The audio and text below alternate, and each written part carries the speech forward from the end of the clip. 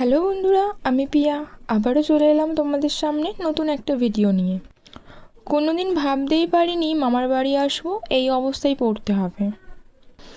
দেশের বাড়িতে এত বছর গেছি, কোনো দিন এরকম পরিস্থিতিতে পড়তে হয়নি। শহরের বাড়িতে যেতে গিয়েই কী পরিস্থিতিতে পড়লাম তোমরা তো দেখতেই পাচ্ছ। পুরো রাস্তা জলে ভর্তি।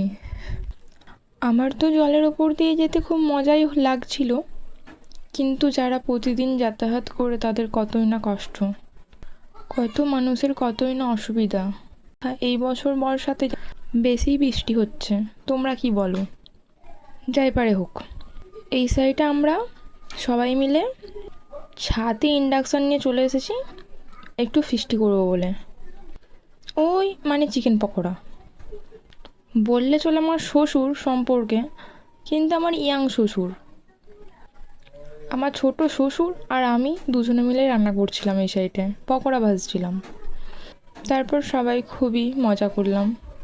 বাই, দেখা হবে নেক্সট কোনো ভিডিওতে। আজকের ভিডিওটা এই পর্যন্তই থাক।